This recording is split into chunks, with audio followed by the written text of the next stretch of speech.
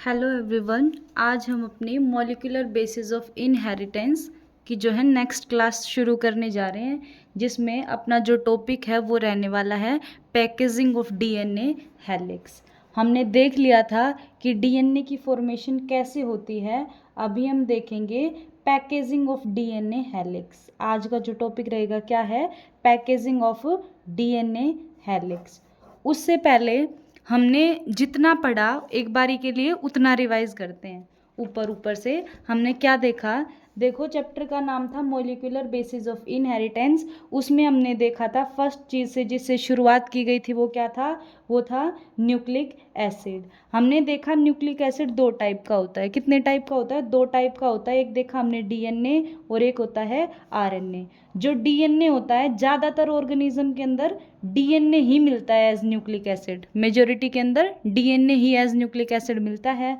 और हमने क्या देखा था, लेकिन कुछ ऑर्गेनिज्म ऐसे होते हैं जिसमें आरएनए भी मिलता है। आरएनए किस किस में मिलता है? हमने देखा था राइबोवायरसेस में मिलता है और किस में मिलता है, रिट्रोवायरसेस के अंदर मिलता है। फिर हमने देखा था डीएनए के बारे में। डीएनए के बारे में हमने क्या देखा कि डीएनए जो है ज़्यादातर ऑर्गेनिज्म के अंदर प्रेजेंट होता है जेनेटिक मटेरियल। साथ में हमने देखा डीएनए क्या है, एक पॉलीन्यूक्लियोटाइड की चेन होती है। पॉलीन्यूक्लियोटाइड चेन का मतलब क्या था, पॉली मतलब मैनी और न्यूक्लियोटाइड मतलब न्यूक्लियोटाइड। जब बहुत सारे न्यूक्लियोटाइड जुड़ेंगे तो क्या बनता था, डीएनए बनता था। तो हमने ऐसे बना के देखा था डीएनए पहले सिंपल स्ट्रक्चर में। एक ये डॉट किसको रिप्रेजेंट कर रही थी, एक डॉट न्यूक्लियोटाइड को रिप्रेजेंट कर रही थी। तो ऐसे बहुत सारे न्यूक्लियोटाइड जुड़े तो अपना क्या स्ट्रक्चर तैयार हुआ था, डीएनए तैयार हुआ था। फिर हमने देखा ये जो डॉट जो न्यूक्लियोटाइड है ये किससे मिलके बना है। हमने देखा ये तीन चीज़ों से मिलके बना है। किस किस से? एक था नाइट्रोजीनियस बेस, एक था शुगर और एक क्या था, फॉस्फेट। इन तीन चीज़ों के मिलने से क्या बना था, इन तीन चीज़ों के मिलने से एक न्यूक्लियोटाइड मिला था। शुगर कितने टाइप की थी? शुगर थी तो पेंटोज, लेकिन कौन कौन सी हो सकती है? एक हो सकती है अपने पास डीऑक्सी राइबोज और एक हो सकती है राइबोज। डीऑक्सी राइबोज किस में मिलेगी, डीएनए में मिलेगी। राइबोज शुगर किस में मिलेगी, आरएनए के अंदर मिलेगी। नाइट्रोजीनियस बेसिस कितने टाइप के थे? दो टाइप के थे। क्या क्या थे? एक प्यूरिन और एक पायरिमिडिन। एक प्यूरिन और एक पायरिमिडिन। प्यूरिन में कितने थे? दो थे। एक एडेनिन और एक ग्वानिन। पिरिमिडिन में कितने थे? तीन थे। क्या क्या? साइटोसिन, थाइमिन और uracil. Adenine, guanine, cytosine, thymine किस में मिलते हैं, डीएनए में मिलते हैं। लेकिन आरएनए में कौन मिलेगा, थाइमिन की जगह पे कौन मिलेगा, यूरासिल मिलेगा। ये चीज़ हमने देख ली थी। उसके बाद हमने देखा था ये अपनी क्या है, पेंटो शुगर, क्योंकि इसमें 5 कार्बन है। इसके फर्स्ट कार्बन से क्या जुड़ता था, नाइट्रोजीनियस बेस। कौन से बॉन्ड की हेल्प से जुड़ता था, ग्लाइकोसिडिक बॉन्ड की हेल्प से जुड़ता था। और हमने क्या देखा था, इसके फिफ्थ कार्बन से कौन जुड़ेगा यहाँ पे, फॉस्फेट। कौन सा बॉन्ड बनेगा, फॉस्फोएस्टर। कौन सा बॉन्ड बनेगा, फॉस्फोएस्टर। फिर देखा था अगर नाइट्रोजीनियस बेस और पेंटो शुगर इन दोनों को मिलाए सिर्फ, तो इसे क्या कहते हैं हम, न्यूक्लियोसाइड। क्या कहते हैं, न्यूक्लियोसाइड। लेकिन ये तीसरा कंपोनेंट फॉस्फेट भी मिला दे तो ये क्या बन जाएगा, न्यूक्लियोटाइड।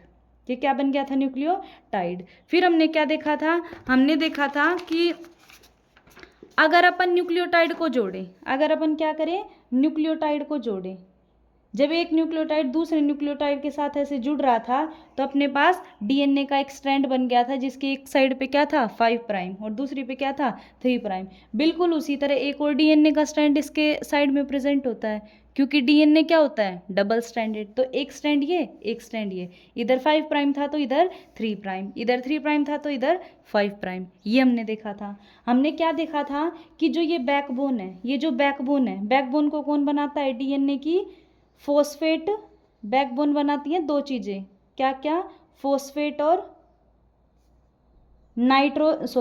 फॉस्फेट और शुगर जो है ये क्या बनाते हैं, बैकबोन बनाते हैं। और नाइट्रोजीनियस बेसिस कहाँ होंगे, नाइट्रोजीनियस बेसिस अंदर की तरफ ऐसे प्रेजेंट होंगे, क्या, नाइट्रोजीनियस बेसिस। एक चीज पिछली क्लास में गलत बोल दी गई थी, वो क्या थी कि जो हाइपोफॉस्फेरिक एसिड होता है ना, जो हाइपोफॉस्फोरिक एसिड होता है ये हाइड्रोजन डोनेट करता है। ये OH नहीं देता, वाटर निकालने के लिए क्या देता है, ये हाइड्रोजन देता है, क्योंकि ये एसिड है और एसिड क्या डोनेट करते हैं, H+ डोनेट करते हैं। मैं ये बता रही हूँ, जो हमने पिछली क्लास में ये देखा था कि ये शुगर था, यहाँ से नाइट्रोजीनियस बेस जुड़ गया था, यहाँ पे अपने पास क्या था, हाइपोफॉस्फेरिक एसिड था, OH OH और OH, और इधर पांचवा कार्बन था CH2OH, CH2OH। यहाँ क्या था, यहाँ पर यहाँ से हाइड्रोजन आता है और यहाँ से क्या आता है, OH आता है, यहाँ से हाइड्रोजन आता है और यहाँ से कौन, OH आता है, तब वाटर निकलता है। ये चीज़ देखी थी। DNA बन के तैयार हो चुका था। फिर उसके बाद अलग अलग साइंटिस्ट ने, हमने देखा था अलग अलग साइंटिस्ट ने अपनी अपनी टेक्निक्स दी, DNA का स्ट्रक्चर देने की ट्राई की, जिसमें से पहली कौन सी थी, एक्सरे क्रिस्टलोग्राफी। क्या थी पहली, एक्सरे क्रिस्टलोग्राफी। एक्सरे क्रिस्टलोग्राफी जो है दो साइंटिस्ट ने मिलके दी थी, और उन्होंने क्या की थी, एक्सरे पिक्चर दी थी। जैसे अपन एक्सरे निकलवाते हैं, उन्होंने किस चीज़ की एक्सरे पिक्चर निकलवाई थी, उन्होंने DNA की एक्सरे पिक्चर निकलवाई थी। और उन साइंटिस्ट का नाम क्या था, उन साइंटिस्ट का नाम था Wilkins and Franklin. Wilkins and Franklin नाम के साइंटिस्ट ने एक्सरे पिक्चर निकलवाई थी DNA की, और उसके बिहाफ पे सिर्फ वो एक चीज़ बता पाए थे, वो क्या थी, पीरियोडिसिटी ऑफ DNA। क्या बताई थी उन्होंने, पीरियोडिसिटी ऑफ DNA। और कितनी बताई थी DNA की पीरियोडिसिटी, 3.4 एंगस्ट्रॉन बताई थी। उसके बाद हमने नेक्स्ट देखा था, चारगफ ने रूल दिए। किसने दिए रूल, उसके बाद हमने देखा चारगफ ने रूल दिए। चारगफ ने क्या रूल दिए, कि प्यूरिन का नंबर हमेशा किसके बराबर रहेगा, पायरिमिडिन के नंबर के इक्वल रहेगा। प्यूरिन कौन कौन से होते हैं, एडेनिन और ग्वानिन। पिरिमिडिन कौन कौन से होते हैं, साइटोसिन और थायमिन। तो इनका नंबर जो हमेशा क्या रहेगा, इक्वल रहेगा। साथ में क्या बोला कि मेरे जो रूल्स हैं वो सिर्फ किस पे एप्लीकेबल होंगे, डबल स्टैंडर्ड DNA के ऊपर एप्लीकेबल होंगे। एक चीज़ उन्होंने और बोली थी, adenine plus guanine upon thymine plus cytosine is equals to 1। ये किसके बराबर होगा, 1 के बराबर होगा। ये चीज़ उन्होंने बोली। और एक चीज़, मतलब ये कुछ चीज़ें उन्होंने बोली थी। उसके बाद हम अपना एक और टॉपिक देख चुके थे, वो क्या था, Watson and Crick model. Watson and Crick model जो है ये अपन देख चुके थे। इसमें इसका जो हॉलमार्क फीचर था वो क्या था, इसका हॉलमार्क या इसका कैरेक्टरिस्टिक फीचर क्या था, इसका कैरेक्टरिस्टिक फीचर था बेस पेयरिंग। क्या था, बेस पेयरिंग। बेस पेयरिंग किस किस के बीच में थी, नाइट्रोजीनियस बेसिस के बीच में थी। एडेनिन किसके साथ बॉन्ड बनाता है, थायमिन के साथ। और ग्वानिन किसके साथ बनाता है, साइटोसिन के साथ। कौन से बॉन्ड बनाता है, हाइड्रोजन बॉन्ड बनाता है। ये सारी चीज़ें हमने देख ली थी। साथ में इन्होंने कहा कि अगर आपको DNA के एक स्ट्रैंड का सीक्वेंस पता है तो आप दूसरे का ईजिली पता कर सकते हो। ये चीज़ें कहीं। उसके बाद इन्होंने कुछ फीचर्स दिए थे। उसमें फीचर क्या क्या दिए थे, कि जो DNA है ना वो क्या है, 2 पॉलीन्यूक्लियोटाइड की चेन से मिलके बना होगा। क्या कहा था इन्होंने, DNA जो है 2 पॉलीन्यूक्लियोटाइड की चेन से मिलके बना होगा। साथ में दूसरा पॉइंट क्या कहा था, जो DNA है उसकी पोलैरिटी एंटी पैरेलल होगी। क्या होगी, एंटी पैरेलल। इधर 5 प्राइम 3 प्राइम, इधर 3 प्राइम टू 5 प्राइम। मतलब क्या है, ये अपोजिट पोलैरिटी। इधर से इधर जाएंगे तो 5 प्राइम टू 3 प्राइम, और इधर से इधर आएंगे तो 5 प्राइम टू 3 प्राइम। मतलब अपोजिट है। क्या है, अपोजिट। यूं देखेंगे 5 प्राइम टू 3 प्राइम, इधर से ही जाएंगे तो ये 3 प्राइम टू 5 प्राइम हो जाएगी। क्या याद रखना है, पोलैरिटी क्या होती है, एंटी पैरेलल होती है। एंटी पैरेलल होती है। तीसरा पॉइंट क्या था, ग्वानिन जो है साइटोसिन के साथ 3 बॉन्ड बनाएगा, एडेनिन जो है थायमिन के साथ 2 बॉन्ड बनाएगा। ये बात थी। चौथा पॉइंट क्या था इनका, कि जो DNA है वो राइट हैंडेड फैशन में ट्विस्ट करेगा हमेशा। DNA जो है कैसे फैशन में ट्विस्ट करेगा, मुड़ेगा, हमेशा राइट हैंडेड फैशन के अंदर मुड़ेगा। उसके बाद इन्होंने क्या बोला था, कि जो DNA ऐसे टर्न लेता है ना, ऐसे टर्न लेता है, तो एक टर्न में कितना DNA प्रेजेंट होता है, 3.4 नैनोमीटर। कितना प्रेजेंट होता है, 3.4 नैनोमीटर। इस 3.4 नैनोमीटर DNA में कितने बेस पेयर आते हैं, 10 बेस पेयर। और बेसिस पूछे तो कितने आते हैं, 20 बेसिस आते हैं। एक बात और यहाँ से, जैसे मान लो ये नाइट्रोजीनियस बेस पेयर 1, ये दूसरा, ये तीसरा, तो एक बेस पेयर और दूसरे बेस पेयर के बीच में जो ये डिस्टेंस होता है ना, ये होता है अपना 0.34 नैनोमीटर। कितना होता है, 0.34 नैनोमीटर। दो बेसिस के बीच में, दो बेस पेयर के बीच में जो डिस्टेंस दिख रहा है, जो जगह दिख रही है, कितनी है? 0.34 नैनोमीटर। और एक टर्न में कितना लंबा डीएनए आता है? 3.4 नैनोमीटर। ये सारी बातें हमने क्या कर ली थी? वॉटसन एंड क्रिक ने अपना मॉडल दिया था। फिर हमने क्या देखा था? सेंट्रल डोगमा ऑफ बायोलॉजी देखा था। क्या देखा था अपन ने? सेंट्रल डोगमा ऑफ बायोलॉजी देखा था, जिसमें हमने क्या देखा था? डीएनए से डीएनए बनने की प्रोसेस को क्या कहते हैं? रेप्लिकेशन। डीएनए से आरएनए बनने की प्रोसेस को क्या कहते हैं? ट्रांसक्रिप्शन। और आरएनए से प्रोटीन बनने की प्रोसेस को क्या कहते हैं? ट्रांसलेशन। डीएनए को क्या कहते हैं? Master copy. डीएनए को क्या बोला था अपन ने? Master copy. आरएनए को क्या बोला था अपन ने? Working copy. आरएनए को क्या बोला था? Working copy. और प्रोटीन को क्या बोला था अपन ने? Expressing copy. क्या बोला था? Expressing copy. किसने दी थी ये? फ्रांसिस क्रिक ने दी थी। किसने दी थी? फ्रांसिस क्रिक ने दी थी। ये चीज़ें अपन ने देख ली थी। और ये क्या होता है? यूनिडायरेक्शनल फ्लो होता है। अब अपन अपने नेक्स्ट टॉपिक पे चल रहे हैं। ये सारे टॉपिक्स हमने अपनी पिछली क्लासेस में कवर किए थे। अभी हम देख रहे हैं अपना next topic, packaging of DNA helix. इसमें देखो क्या होता है। देखो ये अपनी सेल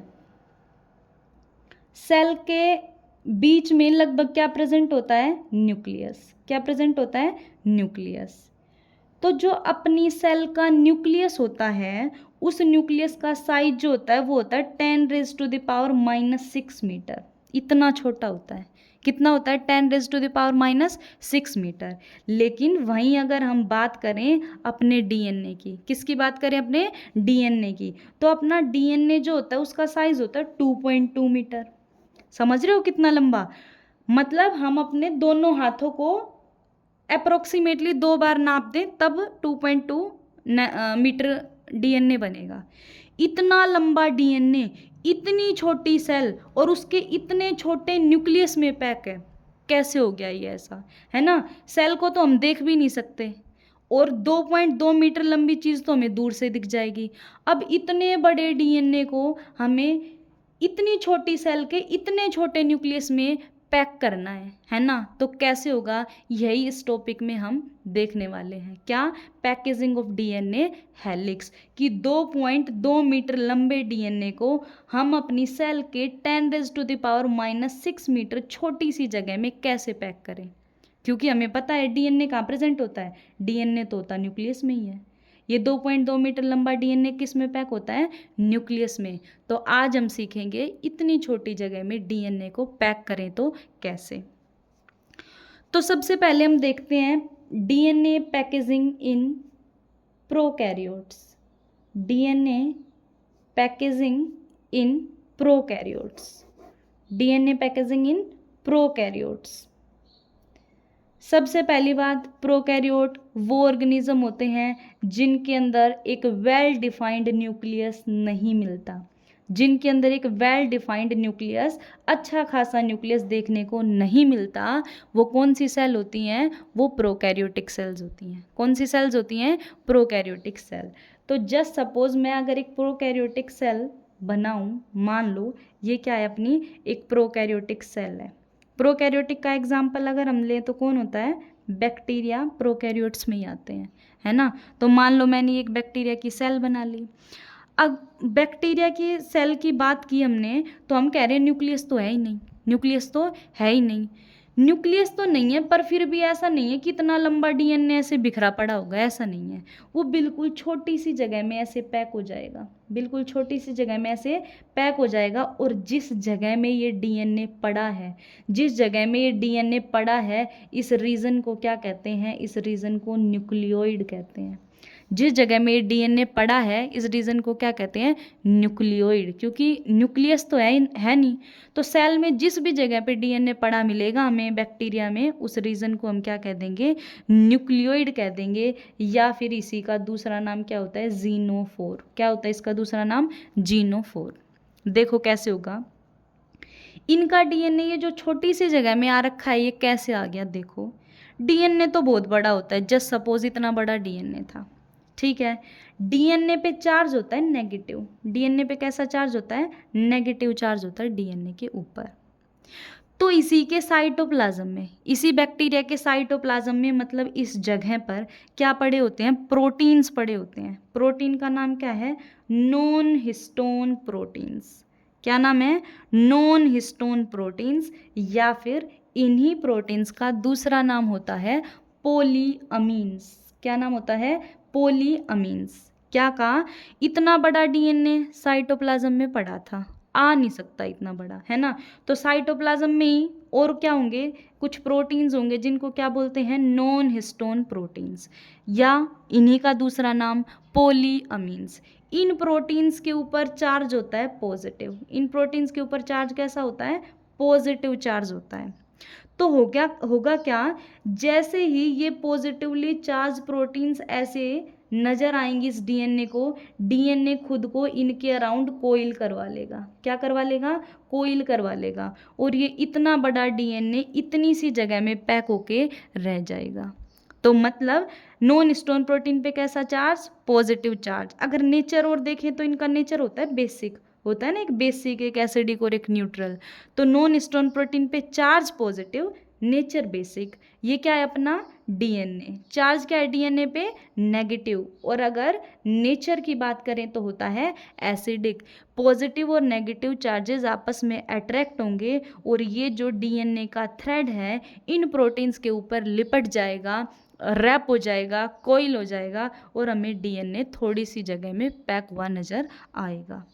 अगर डीएनए पैकेजिंग इन प्रोकैरियोट्स की हम बात करें तो ये बहुत ही सिंपल होती है। क्या होती है, बहुत ही सिंपल होती है। दिख भी रहा है सिंपल, क्या कि ये सेल में कुछ क्या पड़े थे, नॉन स्टोन प्रोटीन, चार्ज था उन पे पॉजिटिव, डीएनए पे था नेगेटिव। डीएनए खुद को रैप कर देगा और थोड़ी सी जगह में वो पैक हो जाएगा। ये बिल्कुल ऐसा है जैसे अगर हम एक कपड़े को खोल के रखें तो क्या होगी, वो ज़्यादा जगह कवर करेगा, लेकिन उसी कपड़े को हम प्रॉपरली तह लगा के रखेंगे तो वो थोड़ी जगह में आएगा। बिल्कुल वैसा ही डीएनए को थोड़ी सी जगह में पैक करने के लिए किया जा रहा है। तो डीएनए पैकेजिंग इन प्रोकैरियोट्स हमने देख लिया। अभी इसी का सब टॉपिक है DNA packaging in eukaryotes. DNA packaging in eukaryotes.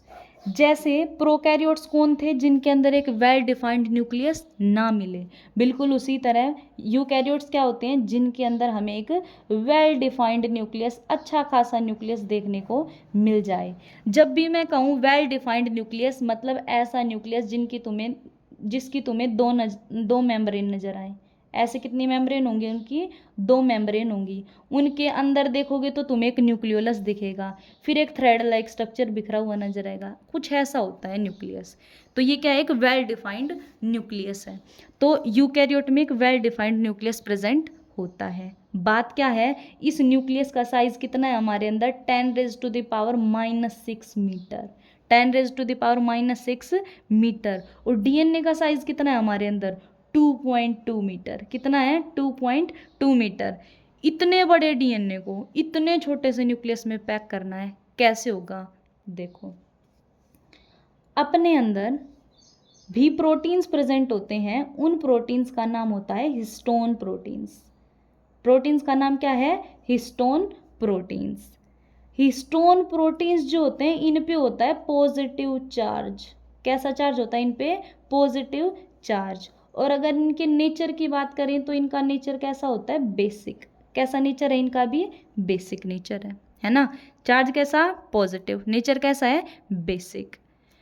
Prokaryotes में हमने सिंपली बोल दिया था नॉन स्टोन प्रोटीन, बस बात खत्म हो गई थी। लेकिन अपने अंदर जो ये हिस्टोन प्रोटीन है ये 5 टाइप के होते हैं। कितने टाइप के होते हैं, 5 टाइप के अपने अंदर ये हिस्टोन प्रोटीन्स प्रेजेंट होते हैं। कौन कौन सी है 5 type, H1, H2A, H2B, H3 और H4। ये क्या है, हिस्टोन प्रोटीन्स की टाइप है। क्या है, हिस्टोन प्रोटीन्स की टाइप है। एक बात और जानने की ज़रूरत है हमें यहाँ पे, हिस्टोन क्या है, एक प्रोटीन। देखो हिस्टोन प्रोटीन, हिस्टोन क्या है, एक प्रोटीन।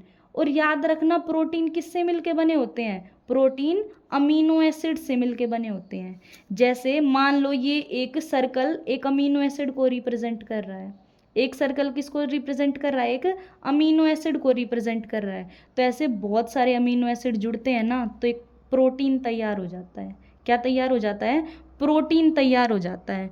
तो जो अपना हिस्टोन प्रोटीन होता है ना, इसमें 2 अमीनो एसिड कॉमनली मिलते हैं। वैसे तो 20 टाइप के अमीनो एसिड मिलते हैं प्रोटीन्स में, लेकिन हिस्टोन प्रोटीन में 2 अमीनो एसिड बहुत ज़्यादा बार बार देखने को मिलेंगे। नाम क्या है उन अमीनो एसिड्स का, लाइसिन एंड अर्जिनिन। क्या नाम है, लाइसिन एंड अर्जिनिन।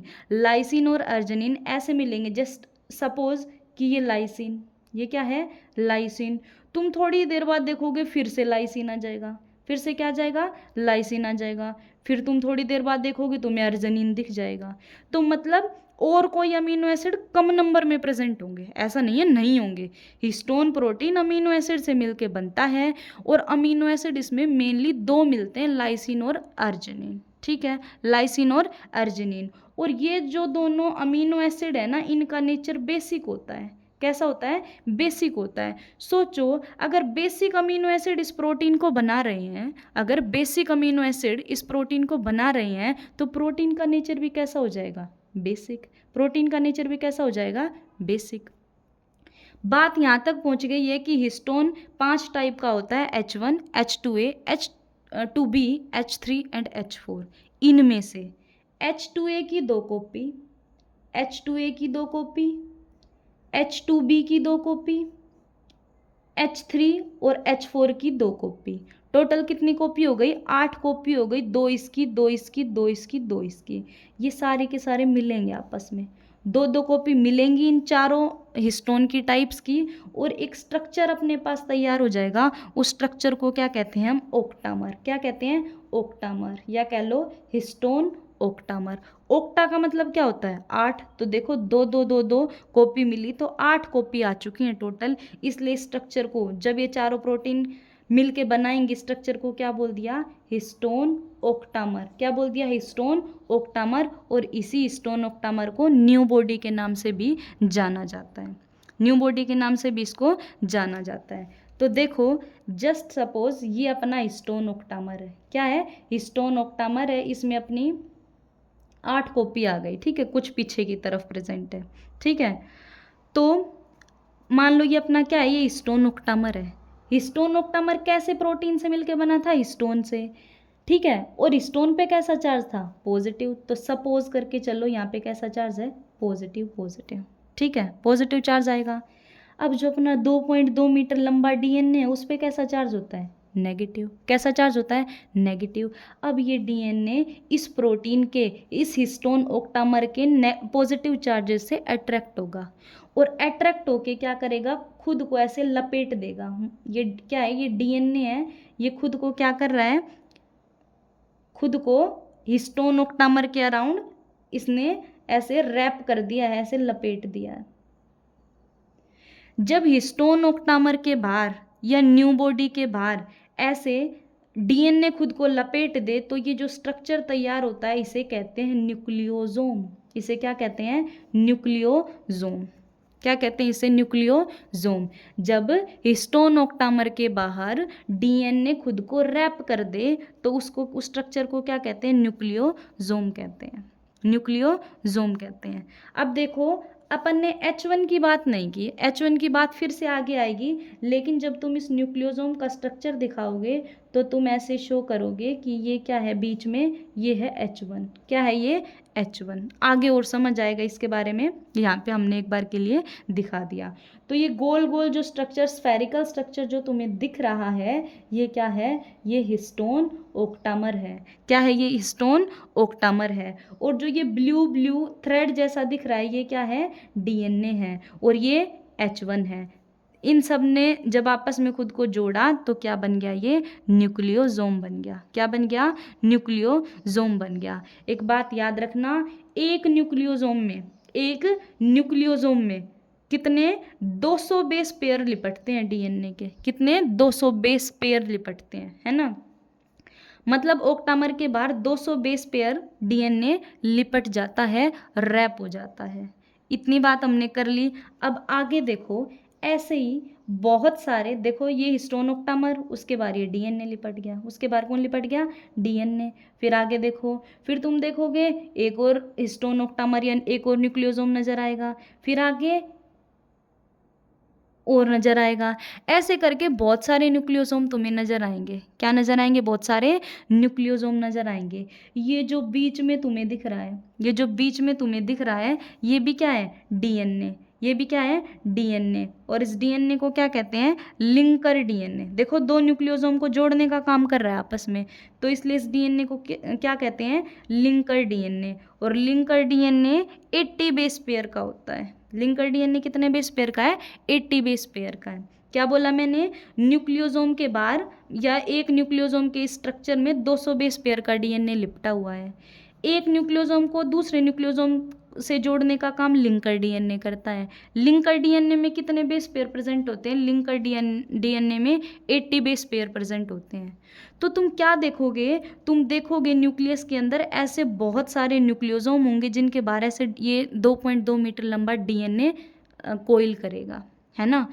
तो तुम्हें बिल्कुल ऐसा दिखेगा जैसे कि एक रस्सी पे, जैसे कि एक रस्सी पे नोट्स बने हुए हों, गांठें लगी हुई हों, ऐसा लगेगा, है ना। तो रस्सी को क्या कहते हैं, स्ट्रिंग। रस्सी को क्या कहते हैं, स्ट्रिंग। और गांठों को क्या कहते हैं, बीड्स कहते हैं। क्या कहते हैं, बीड्स कहते हैं। तो तुम्हें जो ये स्ट्रक्चर है, ये जो स्ट्रक्चर है, ये कैसा नजर आएगा, ये नजर आएगा बीड्स ऑन ए स्ट्रिंग, जैसे कि एक रस्सी पे गांठें लगी हुई हूँ, है ना। देखो जब ऐसे ही बहुत सारे, क्या कह रही हूँ, ऐसे ही बहुत सारे न्यूक्लियोसोम तुम्हें जुड़े हुए नजर आए, ऐसे बहुत सारे न्यूक्लियोसोम तुम्हें जुड़े हुए नजर आए, तो इस पूरे स्ट्रक्चर को क्या कहेंगे, इस पूरे स्ट्रक्चर को क्रोमेटीन कहेंगे। क्या कहेंगे, पूरे स्ट्रक्चर को क्रोमेटीन कहेंगे। और याद रखना, क्रोमेटीन कैसा दिख रहा है, कैसा दिख रहा है यहाँ पे, beads on a string, beads on a string, जैसे एक रस्सी पे गांठें लगी हुई हों, बिल्कुल ऐसी अपीयरेंस क्या दे रहा है अपना, क्रोमेटीन दे रहा है। क्रोमेटीन में क्या है, न्यूक्लियोसोम प्रेजेंट है ऐसे, ठीक है। अच्छा, ये इतना ही हमें यहाँ पे पढ़ना था। फिर भी एज फ्लो चार्ट तुम कुछ टर्म्स याद करना। क्या, कि डीएनए था अपने पास, सबसे पहले क्या था अपने पास, डीएनए था। 2 नैनोमीटर का डीएनए था जो ऐसे खुला पड़ा था, है ना। उस डीएनए में क्या होगी, अब कोइलिंग होगी। क्या होगी, डीएनए में कोइलिंग होगी। कोइलिंग होने की वजह से जब डीएनए खुद को ऑक्टामर के बाहर लपेटेगा तो क्या बनेगा, न्यूक्लियोसोम बनेगा। क्या मिलेगा, बनेगा, न्यूक्लियोसोम बनेगा, जो कि 10 नैनोमीटर का स्ट्रक्चर होता है। फिर इस न्यूक्लियोसोम में भी कोइलिंग होगी, न्यूक्लियोसोम में भी क्या होगी, कोइलिंग होगी। अब आगे के स्ट्रक्चर तुम्हें डिटेल में नहीं पढ़ने हैं, 2-3 नाम याद करने हैं। जब न्यूक्लियोसोम में भी ज़्यादा और ज़्यादा कोइलिंग हो जाएगी तो सोलेनोइड बनेगा, जिसका साइज़ क्या है, 30 नैनोमीटर। फिर से और कोइलिंग होगी, फिर से क्या होगी, कोइलिंग होगी। फिर से और कोइलिंग होने की वजह से जो स्ट्रक्चर बनेगा, उस स्ट्रक्चर को कहते हैं सुपर सोलेनोइड। क्या कहते हैं, सुपर सोलेनोइड। फिर इस सुपर सोलेनोइड में और कोइलिंग होगी, फर्दर कोइलिंग होगी। कोइलिंग होने के बाद क्या बनेगा, क्रोमेटिड। क्या बनेगा, क्रोमेटिड। और इसका साइज कितना होता है, 700 नैनोमीटर। फिर और कोइलिंग होगी, फिर से एक लास्ट बार कोइलिंग होगी, और एक लास्ट बार कोइलिंग होने की वजह से अपने पास क्या बन जाएगा, क्रोमोसोम बन जाएगा। और क्रोमोसोम का साइज कितना दिखाएंगे, 1400 नैनोमीटर। ये अपना ये टॉपिक कंप्लीट हो चुका है। क्या देखा, अगर हम एक बार रिवाइज करें इस टॉपिक को, तो क्या देखा, हमें अपने बहुत डीएनए ना सेल के या न्यूक्लियस के साइज के कंपैरिजन में बहुत बड़ा होता है, और हमें इस छोटे से न्यूक्लियस में डीएनए को पैक करना होता है ना। क्या करना होता है, डीएनए को पैक करना होता है। तो पैक करने के लिए क्या होता है, देखो अगर प्रोकैरियोट की बात करें तो प्रोकैरियोट में न्यूक्लियस नहीं होता, प्रोकैरियोट में न्यूक्लियस नहीं होता। न्यूक्लियस नहीं है तो उसका मतलब ये नहीं है कि डीएनए बिखरा पड़ा रहेगा, बिल्कुल ऐसा नहीं होगा। तो क्या होगा, साइटोप्लाज्म में कुछ प्रोटीन्स प्रेजेंट होते हैं, जिन प्रोटीन को क्या कहते हैं, नॉन हिस्टोन प्रोटीन या पोलियमीन कहते हैं। इन प्रोटीन्स के ऊपर पॉजिटिव चार्ज होता है, अपने डीएनए पे नेगेटिव चार्ज होता है। डीएनए इस चार्ज से अट्रैक्ट होकर खुद को इनके इसके अराउंड कोइल कर देगा, लपेट देगा, तो ये डीएनए जो है थोड़ी सी जगह में आ जाएगा। जिस जगह पर वो जगह जिस जगह पर डीएनए प्रेजेंट है उस जगह को न्यूक्लियोइड या फिर जीनोफोर कहते हैं। डीएनए पैकेजिंग इन यूकैरियोट्स की बात करें, यूकैरियोट्स में एक वेल डिफाइंड न्यूक्लियस प्रेजेंट होता है। न्यूक्लियस का साइज है 10⁻⁻⁻6 मीटर अपने अंदर, यूकैरियोट्स के अंदर, और डीएनए का साइज है 2.2 मीटर। तो इतने लंबे डीएनए को इसमें पैक करवाना है तो हमें प्रोटीन्स की ज़रूरत पड़ेगी। कौन से प्रोटीन? Histone protein. चार्ज कैसा रहेगा इन पे? पॉजिटिव। नेचर कैसा रहेगा? बेसिक। क्योंकि ये प्रोटीन है तो ये अमीनो एसिड से मिलके बने होंगे। कौन से 2 अमीनो एसिड कॉमन होंगे? Lysine and arginine. ये बहुत इंपॉर्टेंट चीज़ है। कैसे अमीनो एसिड से मिलके बना है? ये लाइसिन और अर्जिनिन। इन अमीनो एसिड का नेचर कैसा है? बेसिक। इसी वजह से इन्हीं अमीनो एसिड ने हिस्टोन को भी कैसा नेचर दे दिया? बेसिक। ये प्रोटीन 5 टाइप के होते हैं, H1, H2A, H2B, H3, H4। इन चारों की 2-2 कॉपी जब आपस में मिलेंगी तो हिस्टोन ऑक्टामर बनेगा। हिस्टोन ऑक्टामर को न्यू बॉडी भी बोलते हैं। हिस्टोन ऑक्टामर पे पॉजिटिव चार्ज है, डीएनए पे नेगेटिव चार्ज है। डीएनए खुद को इसके अराउंड रैप करवाएगा। एक ऑक्टामर के बाहर 200 बेस पेयर का डीएनए लिपटता है। लिपटने के बाद जो डीएनए और जो हिस्टोन ऑक्टामर है, इस पूरे स्ट्रक्चर को मिला के, यहाँ पे H1 लिंकर डीएनए आएगा, इस पूरे स्ट्रक्चर को मिला के न्यूक्लियोसोम कहते हैं। ठीक है, ऐसे ही न्यूक्लियोसोम, बहुत सारे न्यूक्लियोसोम ऐसे प्रेजेंट होंगे और एक न्यूक्लियोसोम को दूसरे न्यूक्लियोसोम से जोड़ने के लिए लिंकर डीएनए काम करता है। लिंकर डीएनए 80 बेस पेयर का होता है।